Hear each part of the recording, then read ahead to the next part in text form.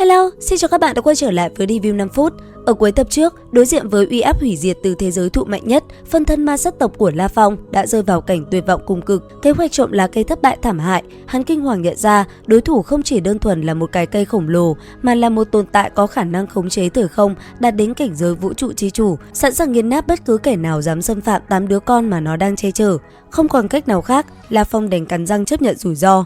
Sau một hồi suy nghĩ, hắn quyết định biến phân thân thành một quả cầu tơ trôi xả suốt nhiều tháng trời, lợi dụng một nô lệ phong vương làm mồi nhử để đánh cược một lần cuối cùng. Giữa lúc La Phong đang ẩn mình chờ thời cơ trong sơn động tại đảo Đá Hoang, một nhóm 7 cường giả ngoại tộc bất ngờ xé gió đáp xuống.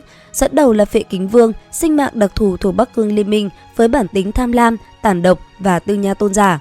Với bí pháp thiên phú vũ trụ chi kính, có thể soi dọi vạn vật trong phạm vi 10 ức km, Phệ Kính Vương quét mắt qua hòn đảo và ngay lập tức nở nụ cười man rợ khi phát hiện ra con mồi béo bở. Hắn liếm môi, thanh âm phấn khích vang lên nói: "Ha ha ha, là Đao Hòa Vương rất nổi tiếng, thú vị, không ngờ Đao Hòa Vương cũng dám tới Cửu U thời không, nếu có thể tìm được chí bảo cánh chim, lần này tới Cửu U thời không cũng rất đáng giá." Lời vừa dứt, Phệ Kính Vương lập tức thi triển phong tỏa không gian, bao vây toàn bộ ngọn núi nơi La Phong ẩn nấp. Cảm nhận được nguy cơ ập đến, La Phong bung cánh lao vút ra khỏi hang động, nhưng ngay lập tức chạm mặt kẻ thù. Phệ Kính Vương gầm lên đắc ý: "Ha ha, Đao Hòa Vương, trước mặt ta mà ngươi còn chạy thoát được à?" Cảm nhận được nguy hiểm cận kề, La Phong kích hoạt hình thái thứ hai của Thí Ngô Vũ Dực, ngay lập tức những luồng không gian loạn lưu xé nát hư không bung ra nhằm cắt đuôi đối thủ. Thế nhưng, Phệ Kính Vương với thần thế khổng lồ gấp 2000 lần sinh mạng thường đã ngay lập tức thiêu đốt thân thể để gia tăng tốc độ, quyết tâm đoạt bảo vật bằng mọi giá. Thấy La Phong quá linh hoạt, Phệ Kính Vương tung ra một tinh cầu màu tím khổng lồ, tạo ra lực hút kinh hoàng, hòng bắt sống con mồi. Đối diện một đòn này, La Phong dùng cánh chém nát lực hút thoát ra, khiến Phệ Kính Vương thẹn quá hóa giận. Hắn há cái miệng khổng lồ, thi triển bí pháp thiên phú tối thượng, một tiếng giống vô hình vang lên, đánh thẳng vào linh hồn. Ý thức La Phong suýt chút nữa bị nghiền nát.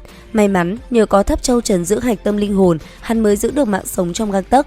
Biết không thể địch lại trên không, La Phong lao thẳng xuống Cửu U Hải.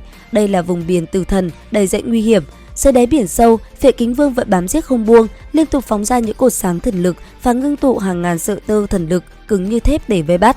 Ngay lúc La Phong sắp bị tóm gọn, một vòng xoáy khổng lồ dưới đáy biển bất ngờ xuất hiện. Từ trong vòng xoáy ấy, một cường giả cấp bậc vũ trụ tôn giả đột ngột hiện thân. Tên này gầm lên quát: "Ngoại tộc, dám tới quấy rối Cửu U Hải tộc, nộp mạng đi!"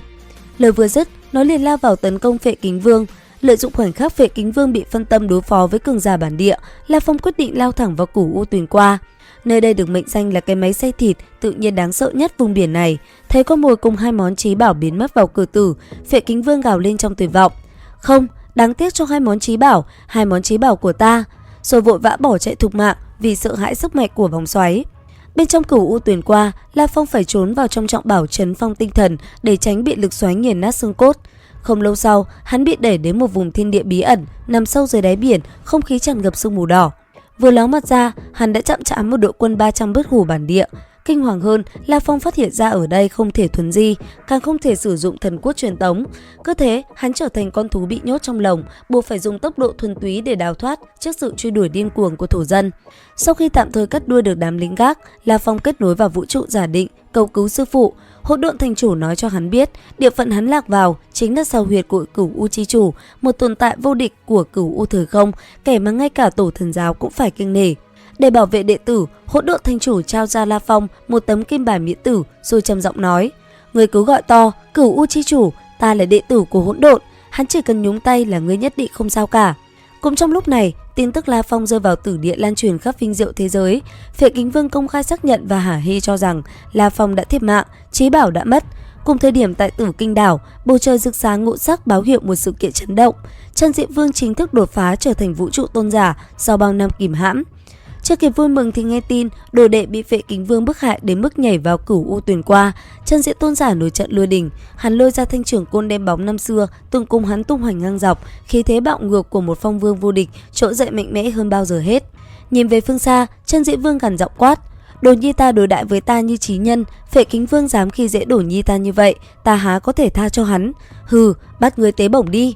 Ngay lập tức, Chân Diện thuấn di đến đảo Đá Hoang, nằm phục kích như một con mãnh thú chờ đợi Phệ Kính Vương quay lại để trả thù cho đồ đệ. Trở lại vùng thiên địa bí ẩn, một vị hoàng tử cao quý của tộc bản địa nhận được tin báo về kẻ xâm nhập. Hắn ta nở một nụ cười quỷ dị, thanh âm quỷ quyệt vang lên: ta cũng là bất hủ, không biết ta và hắn ai lợi hại hơn. Đi, dẫn đường, ta bây giờ cũng rảnh, đi săn bắn đuổi bắt bất hủ ngoại tộc cũng rất thú vị. Lệnh truy nã được ban ra toàn cõi, dù La Phong đã dùng máy thăm dò cao cấp nhất để ẩn mình dưới đáy hồ sâu, nhưng hắn không ngờ rằng thần lực của thổ dân nơi này có thể cộng hưởng với thế giới để phát hiện ngoại lai. Không tốn quá nhiều thời gian, La Phong một lần nữa bị lộ tung tích. Hắn buộc phải lao vào cuộc chạy đua sinh tử với cả một thế giới đang khép vòng vây. Đến đây thì cũng hết tập 207 Thôn Vệ Tinh Không. Xin chào và hẹn gặp lại các bạn ở những video tiếp theo.